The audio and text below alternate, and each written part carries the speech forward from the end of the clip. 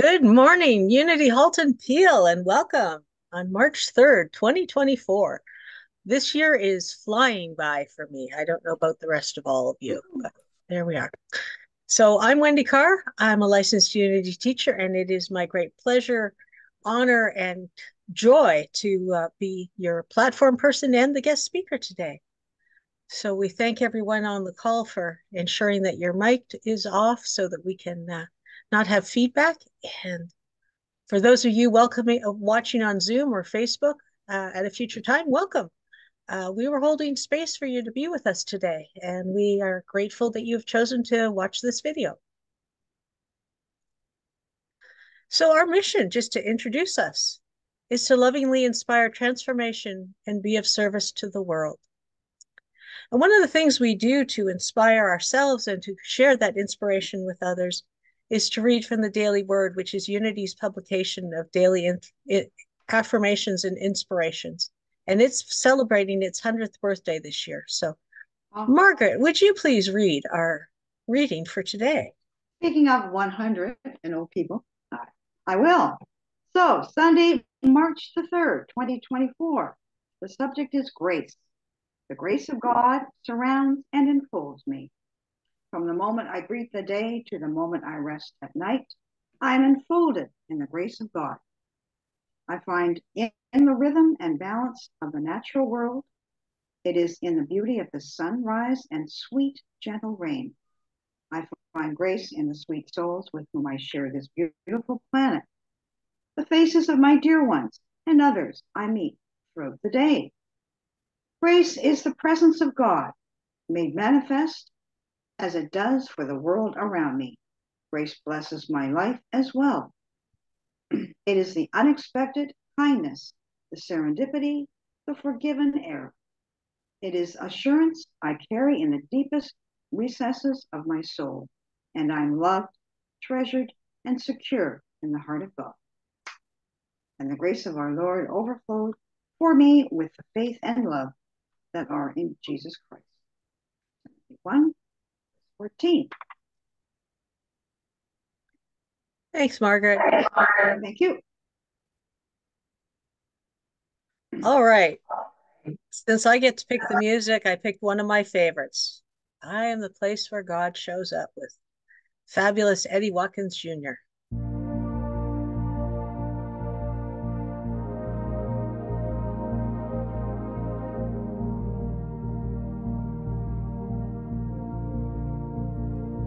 Am I strong enough to bear the burdens that sometimes come living this thing called life? Am I wise enough to make the right decisions when I'm standing at the fork in the road? Sometimes I wonder and ponder, only to realize I'm not alone, and there's nothing I have to do on my own, because I am the place where God lives, moves and breathes and has its being. I am the place where God shows up. I am the place where God lives, moves and breathes and has its being. I am the place where God shows up. Will I have enough to do the things I need to do to take care of myself? Will I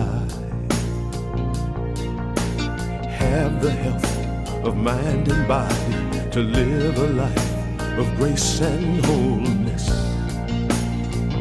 Sometimes I wonder and ponder, only to realize I'm not alone, and there's nothing I have to do on my own, because I am the place where God lives, moves and breathes and has its being. I am the place where God shows up. I am am the place where God lives, moves and breathes and has its being. I am the place where God shows up. I am the place. I am the place where God lives. You are the place. Moves and breathes and has we are the place. I am the place where God shows up. I am the place. I am the place where God. You are the place. I love that song. All right, something we're doing a little different this morning. You may have noticed we didn't have an opening prayer. That's because I've moved it to here. So I wanted a little music to get us energized, get us into the motion, get us into the spirit of being in this place. For those of you who may not know, this is Unity headquarters, Unity Village in Missouri. And the fountains are one of my favorite things. They looked a lot different when I studied there, but they're one of the longest fountains in all of Kansas City. So yay for us. So what I'd like to do, talking about Unity Village, is every month Silent Unity, which is our prayer ministry, which has been around for about 130 years, sends out monthly affirmations. And what I'd like to do, this being the first Sunday of the month, is to go through them with you. So I'll invite you just to get comfortable in your chair or wherever you're sitting or lying down or whatever you're doing or standing. Just kind of breathe into that space where God shows up, where God resides within, in, and as us. And what I'm going to do is I'm going to read these. I'll ask those on the Zoom call to please remain muted, and I'll pause, and then we'll say the affirmations together. So our affirmation, our first affirmation, for inner peace, we go within first. I release all to God. My spirit is peaceful and free. Let's just breathe those words into our hearts and minds. I release all to God. My spirit is peaceful and free.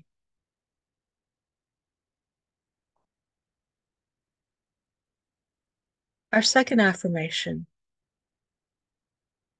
is for guidance. I open my mind to divine inspiration and follow my divine direction. I open my mind to divine inspiration and follow my divine direction. For healing, every atom of my being is invigorated with healing life. Every atom of my being is invigorated with healing life. And for prosperity, I am prospered by divine love. I am prospered by divine love. And for world peace, I am an emissary of peace and harmony in the world. I am an emissary of peace and harmony in the world. And in this consciousness, in this peaceful place, in this loving place, we acknowledge all the March babies and send them a blessing for their birth month. Whether it's someone we know or someone halfway around the world who we will never meet. We love, bless, and appreciate you, March babies. We surround you in love, peace, and prosperity. Happy birthday. And as Alice in Wonderland would say, and a happy unbirthday to the rest of us. So it is. Our second song. It's a new one, actually. It's a newer one. Karen Drucker wrote this last year for World Day of Prayer, which falls in September. So it's still a newish kind of song to us. I open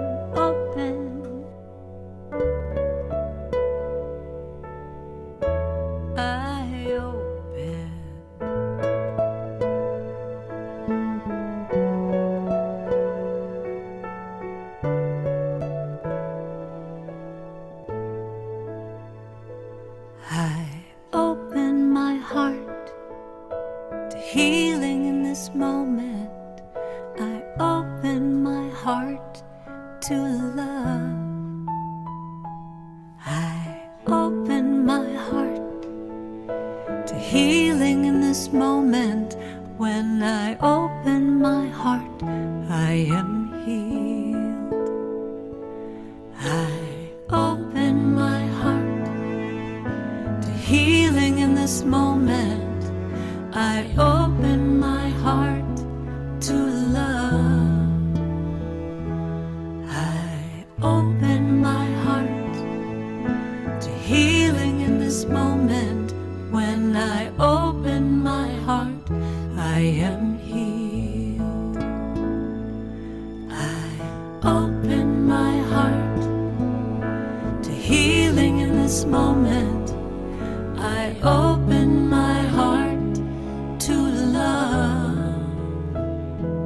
I open my heart to healing in this moment. When I open my heart, I am healed.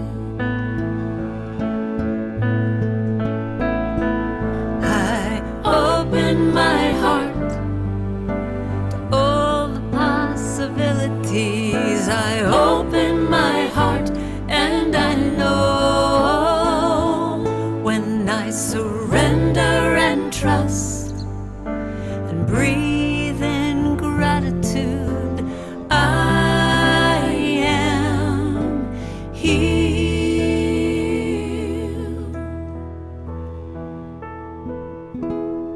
I open my heart to healing in this moment. I open my heart to love. I open my heart, healing in this moment. When I open my heart, I am healed. I open my heart to healing in this moment. I open my heart to love. I open my heart to healing in this moment. When I open my heart, I am healed. When I open my heart, I am healed. When I open my heart, I am healed.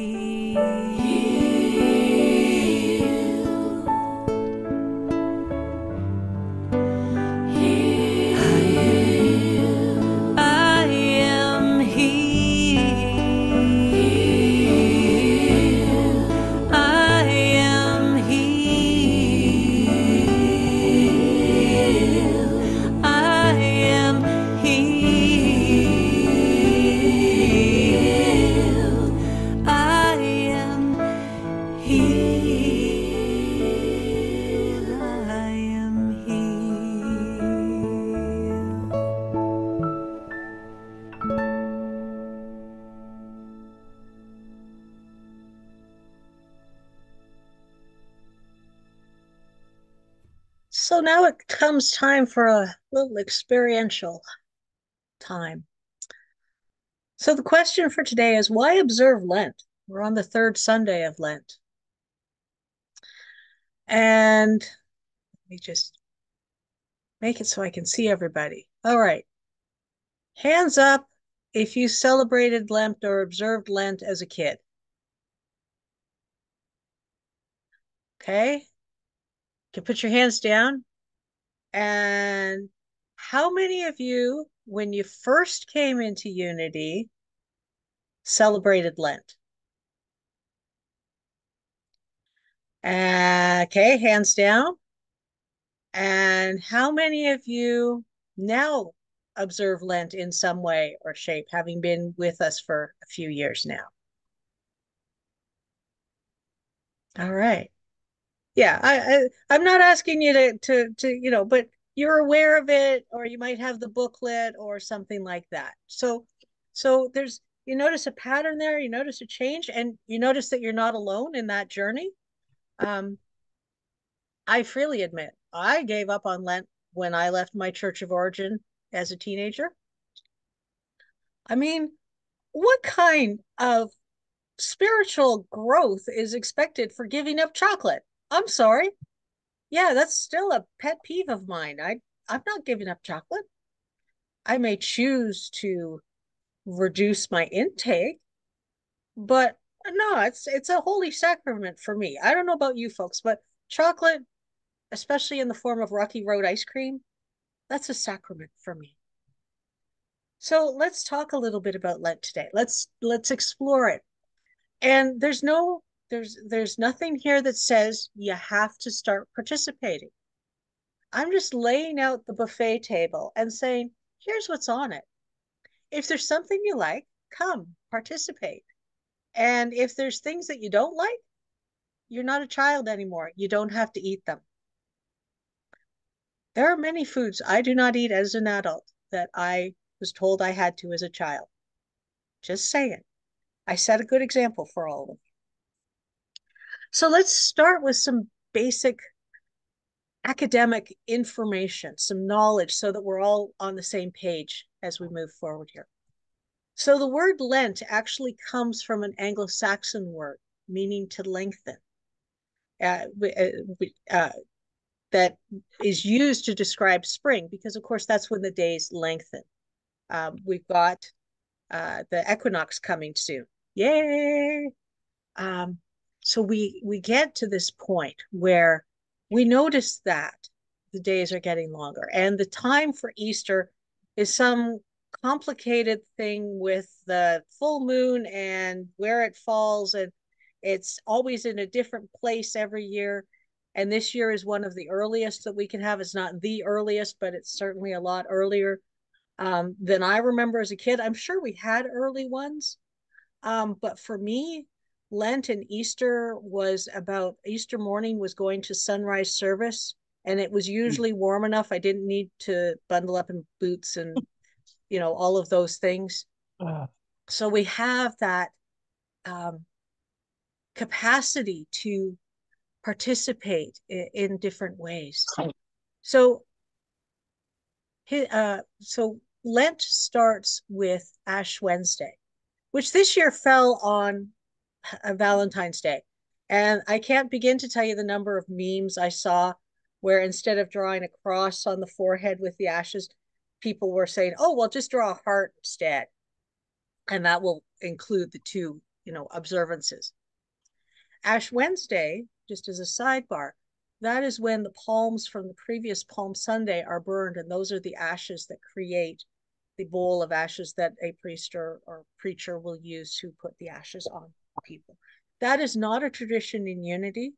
That's not something that we have chosen to observe. But we do choose to observe the Lenten season, albeit with our own take on it. So Ash Wednesday comes 46 days before Easter. And the reason it's 46, because you might be going, well, wait a minute, Advent is only 40. What's with that? In Lent, they don't include the Sundays. That's already a feast day. So you add on the Sunday separately. And that is how you get to it, because Sunday is a feast day in the Western Church. Vamos a cambiarlo abajo para ponerme a cocinar, para que no me agarre Um, el todo. can you please mute yourselves? Thank you. So our co-founder, Charles Fillmore, posthumously, a collection of his works about Lent were written and collected and put together in a book called Keep True Lent. And what Charles observed about Lent was that it was a season of spiritual growth, a time for progressive unfoldment. And I think that's really the key thing for me about the Lenten season. I have real difficulty keeping New Year's resolutions. I have a lot easier time keeping resolutions that I make during the Lenten season. And it's long enough that I can turn it into a habit, from a habit into a new behavior. So things like adding to my prayer time, choosing to back off on the chocolate a little bit, calories and all that. doing things that don't have to make me unhappy or miserable, but instead enhance my spiritual and physical growth. I might choose to add an extra exercise session. I might choose to add an extra time to read some fiction that, sends me into a different place and just kind of clears my head of what's going on in the world. I might choose to decrease the amount of news I'm taking in. Things like that. There's lots of opportunities for that. So, as I said, in Unity, we have two ways of doing this. Originally, it was Keep a True Lent, which had Lenten guides that would be sent out from time to time. If you're curious what this book looks like, you can get a PDF version of it at truthunity.net. Disclaimer, truthunity.net for me is a rabbit hole. It is a plethora of Unity resources, new thought resources, and just amazing things. You can go and you can hear our co-founders' voices. You can go and read Bible things. You can go and read past sermons and lessons and classes. And I usually set a timer if I'm just going exploring, because I'll be there for 3-4 hours otherwise. And then this year we have a booklet called 40 Days, Let Go, Let God. And it's downloadable at unitycanada.org under general events. So you can get both of those if you want. Keep It True Lent, the front half of it is some lessons that Charles had given. And then at the back are daily affirmations and spiritual practices, not unlike what we're doing this year. So this year's theme is Let Go, Let God. And one of the things that really came to me as I was going through is the idea of having the capacity to let go of things. I remember a poem, and I went looking for it, and I found it, and I didn't bookmark it. Note to self, bookmark what you're going to need. And forgive me for misquoting, but it goes something to the effect of, I went to the Lord with tears as a child brings a toy to mend. I brought it to him because I thought he was my friend. But then instead of leaving him in peace to work alone, I reached out and grabbed them and said, "How could you take so long?" And then there's another verse that I can't remember, but the end of it is, "My child, what could I do? You never did let go." Now, it's a very anthropomorphic poem. It gives God as a person. And that's not how we see God in Unity. We see God as a principle, as an energy, as something that is so great and so beyond human expression that we can't describe it. Heaven knows we've tried. We've tried for millennia to describe this inner knowing. And that's how I describe it to people is, I know that I know that I know that I know, but I can't prove it to you. And that can be difficult in this culture that we live in where, we want proof positive, where we want the facts, where we want that ability to say, yeah, this is how it is. We don't have that. So a lot of it has to go on the faith and trust. So when I say let go, let God, I'm not saying, hand it off, as much as I love that poem. That's not what I'm saying. I'm saying to gently release the energy around it. Gently turn your attention away from it. Gently make choices that bring you to a different space, to a different understanding. I was thinking about an analogy for this, and it's like farming. I had opportunity to be up in Stratford last weekend, visiting some family, and I came back the back way. And the fields are all fallow right now. They haven't been planted yet. The time is not yet right. Actually, most of them were underwater, so it's definitely not right for planting seeds. But that's kind of how it feels for me, at least. I will own my own feelings. After that brightness of Christmas and the lights and the activity, it gets kind of quiet in January and February. And March if Easter falls into late April. And the days are shorter. Now they are getting longer technically. And this past year, these past few months, I've actually been paying attention to how long the days have been, because someone pointed out that the long days of summer actually get shorter. And I do know that. I've had experience with that, but we always talk about how long the days are in summer. But in the winter, how do we get through that? How do we go through that process? There are days I just want to hibernate. Those of you in the greater Toronto, Hamilton area, we had about a week of cloud and there was no snow. I mean, I don't mind clouds as long as we get some snow because it's pretty and it's peaceful and it just creates this beauty. But when it's just cloud, it can be very difficult for our mental health and for our spiritual health to find that space. And yet, with few exceptions, but for the most part, any crop that we use for food, as a source of energy, it needs time to rest. And for me, that's what January and February, until we got to Lent. And then I kind of kicked into high gear because that's the acknowledgement that we do need that time to be quiet. We do need that time to be peaceful.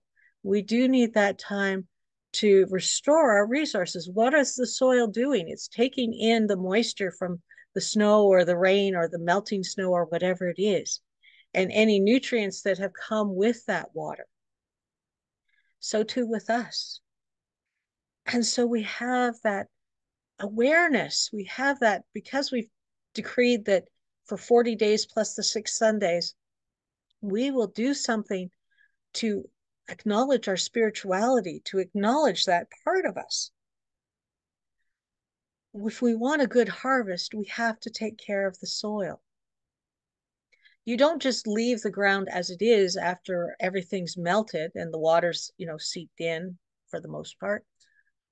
You go in, you turn that soil, even house plants, you repot those plants. You turn the soil, you loosen the roots a little bit, give it some air, give it some space to grow. We do these things. Why wouldn't we do it with our spiritual life as well? So let's take some time here. And this is going to be a little bit different than what I usually do with you folks. I'm not going to do a separate meditation. We're going to do a meditative experience right now that will count as our meditation. And so I'll just invite you to get kind of comfortable and feel in that spot where you feel that awareness. I'm just going to take you through this week in our booklet. I'm not going to read the whole thing to you. I'm going to hit some high points. So our thought for today in the booklet is Jesus let go of worry. And Reverend Ellen starts her article with, the Bible implores us to fear not, some 365 times, and Jesus brought the same message, don't worry. And yes, I have a song going through my head, and I'm trying to ignore it right now. But let's look at this. Fear not, don't worry. I think that runs contrary to our culture in many ways. The amount of time that is spent in the news, on social media, amplifying things to worry about. You worry about getting older and having wrinkles. Well, that sells cosmetics, right? That sells creams and potions and lotions. The worry about interest rates. Well, we've got to do this and we've got to save our money with this particular bank because da. So we're surrounded with that. So what the booklet does this week is actually walk us through some steps to help us let go of what constitutes worry. One of my favorite things to do with worry is write it down, just blah, just like forgive my phrasing, but a written vomiting of everything that's on my mind, everything I'm worried about. And then I'll tear it up into little strips. And just as I tear it. I remind myself, let it go. This is not yours to do. If it is mine to do, I'm clear about that. But most of what we worry about are things that are beyond our control humanly. Spiritually, we've got an in, but humanly, it can feel like nothing is in our control. And that can be a frightening place to be. That can be a very challenging place to be. And so let's work through this week. Let's see if we can plant some seeds in our wonderfully fallow, pre-plowed field of our consciousness. So on Monday, so tomorrow, the statement is, I let go of misunderstanding.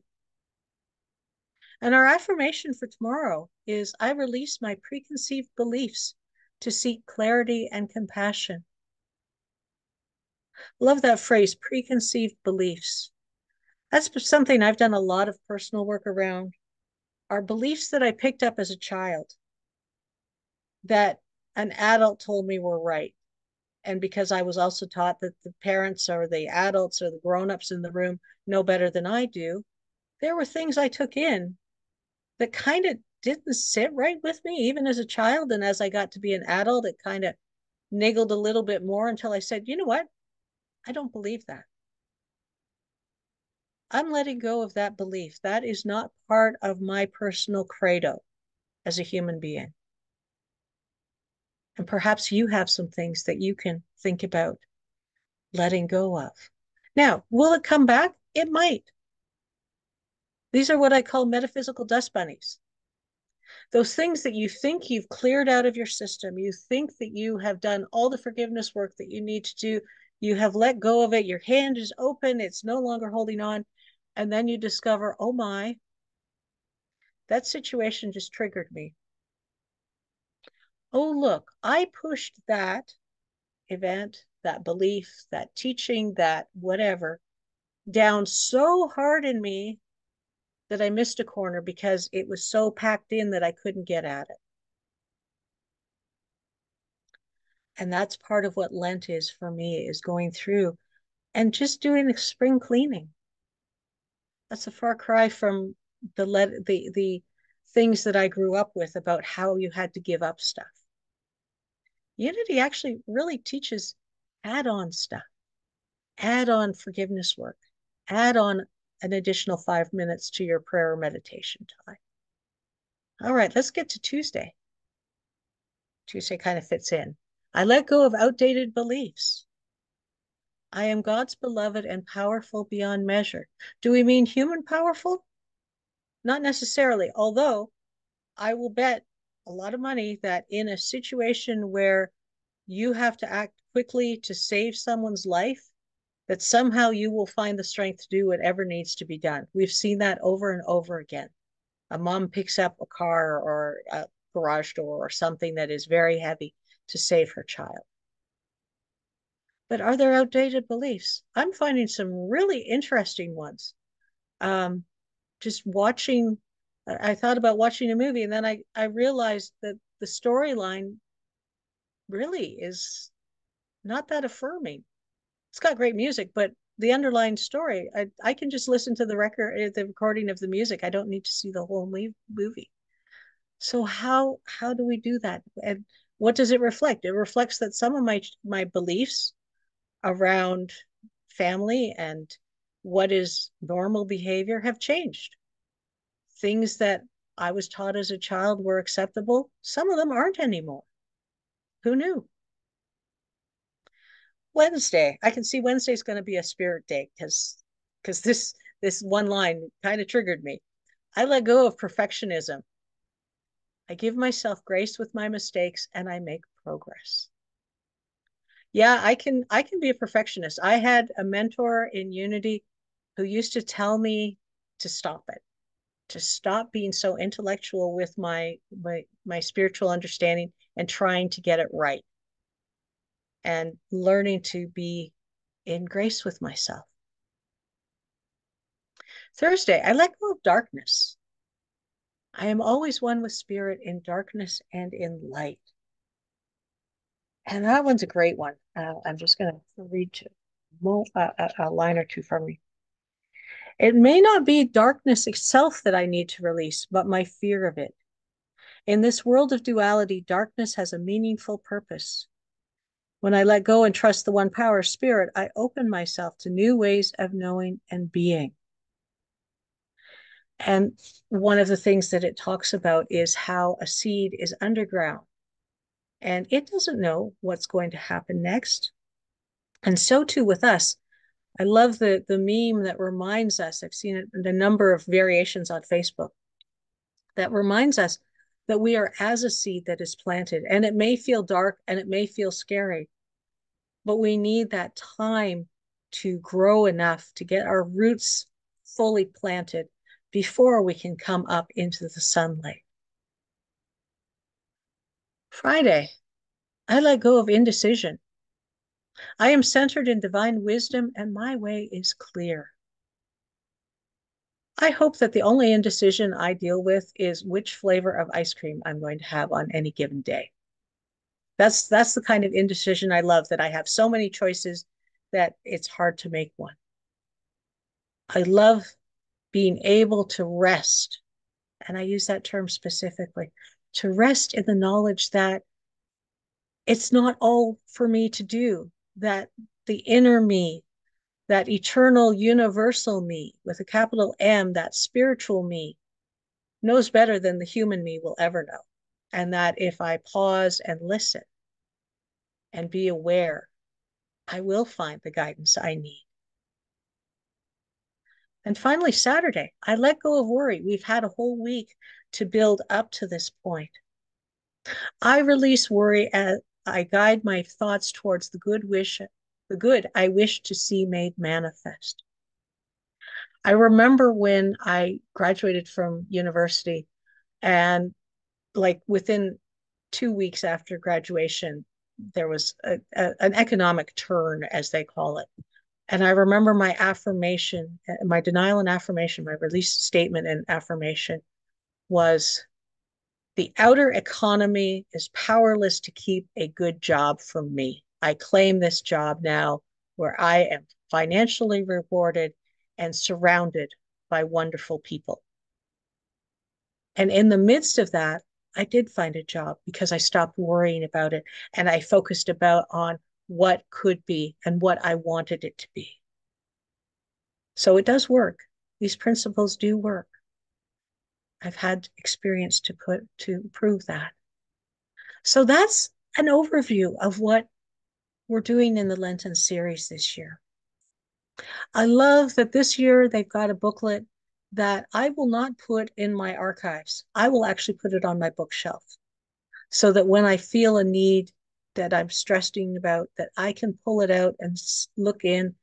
The index even has all of the attributes that it's releasing, and just go in and reread that and provide that balance for myself, to pull myself back into a more of a spiritual mindset and let whatever's happening around this world just be. A lot of it I have no control over. What I do have control over is how I respond and how I feel about it. And in both of those cases, I can choose to let go of worry. Thank you. So it shall be, and amen. Now, in that spirit, just so we have a little time to breathe through what we've just discussed, I have what I hope is one of your favorite songs. I know it's one of mine. I release and I let go. I let the Spirit run my life, and my heart is open wide. Yes, I'm only here for God. No more struggle, no more strife. With my faith I see the light. I am free in the Spirit. Yes, I'm only here for God.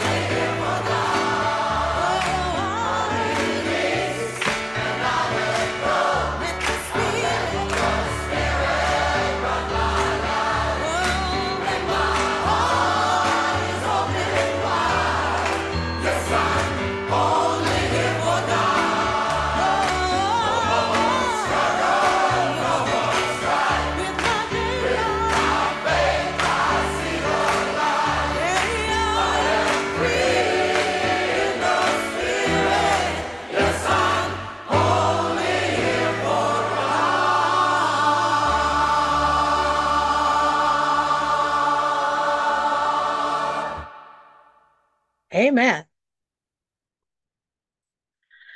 As always, our prayer chaplains are available to pray with and for you. If you have a prayer intention, please feel free to email our lead prayer chaplain, Diane, in confidence. Her email is praywithdiane@gmail.com. After 30 days of prayer here at Unity Halton Peel, our prayer requests are sent to Unity Village to be prayed over by the staff at Silent Unity. Ways to support Unity Halton Peel. We thank you in advance for your financial gifts. This is 100% funded by your tithes, love offerings, and other gifts. You can find additional information at unityhaltonpeel.ca. And while you're there, check out our website and check out upcoming events and links to documents, and you can watch our past services as well. As always, we are a tithing community. Our monthly tithes are split between Unity Canada and Eden Food for Change, and we see growth and abundance for both organizations. Reminder, next week we spring forward to daylight savings time.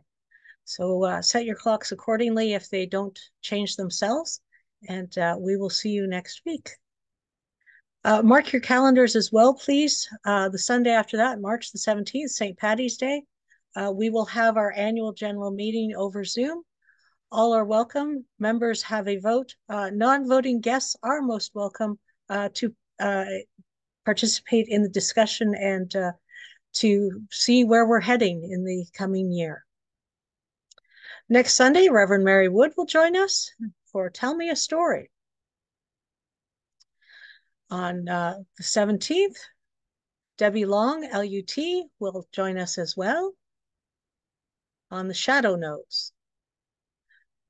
And Palm Sunday, Reverend Barbara Schreiner-Trudell will join us for the Awakening. And I will be back. I am honored to be your participating leader on Easter morning. So we will have a discussion about how Unity views Easter. Also upcoming, giving you some advance notice, the prices for registration do go up over time. The 2020 World Convention is coming up June the 17th to the 20th. I will be there. Debbie Long will be there, and a whole bunch of my Unity peeps from across the states will be there. This is an opportunity. This is the first time they've done it this way. Instead of having meeting after workshop after meeting after workshop, they are actually creating opportunities to have retreat times, and there will be meditative sessions led, and an opportunity just to be on the grounds of Unity Village. The hotels are off-site, but they will have transportation to and from. And I'm excited to have a week just hanging out with my peeps and my place, and please consider joining us. There is no business meeting. That has been moved to November. So it's all about self-care and coming together as a spiritual community. So more details at unity.org. Madam President, have I missed anything? You're in good shape. Thanks, Wendy. Great moment. Okay. Thank you. All right. As we draw to a close, let us take a moment to go back into that special place within ourselves and bring to mind the children in our lives. Those of our family, those of our community, those of our city, of our province, of our country, of this world. Holding in light and love, especially those children who find themselves in a space that the adults have created that feels foreign to them, that feels scary to them, that feels threatening to them. We surround all these children in light and love and know that they are the light of the world as well. And we join together in children and youth of Unity and of the world. We love you, we bless you, and we appreciate you just the way you are. Amen. And let us join together. The light of God surrounds us. I am light. The love of God enfolds us. I am love. The power of God protects us. I am power. The presence of God watches over us. I am presence. Wherever we are, God is. I am divine. And as always, we invite Sue Riley to sing us out.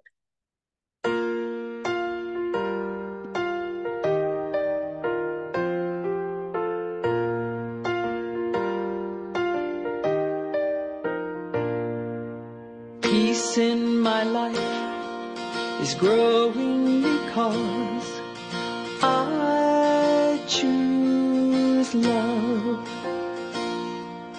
Love's always present, it's what I'm made of. I choose love. We are a part of each other. We are one tie that binds us, that can't be undone. I choose love.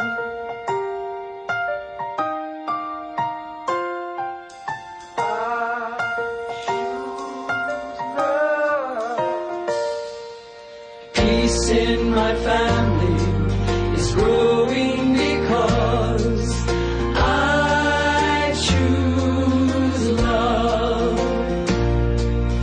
Let love be present, it's what we're made of.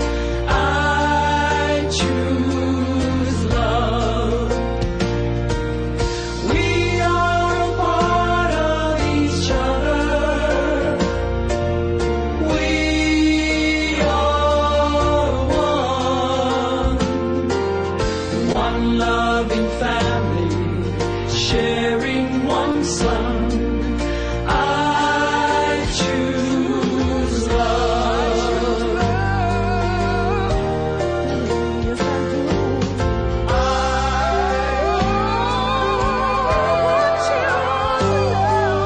Peace for our planet is growing because I choose love.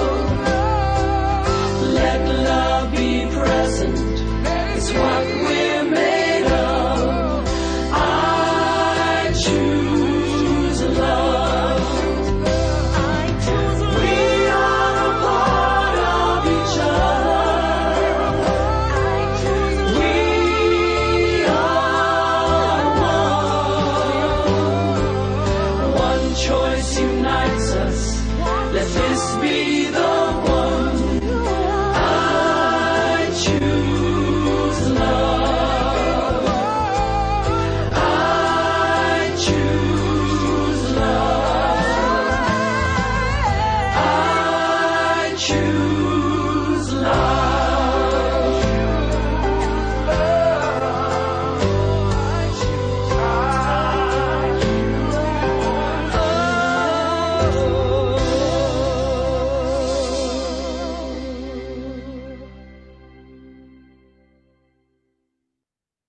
Thank you for joining us today. We look forward to seeing you again.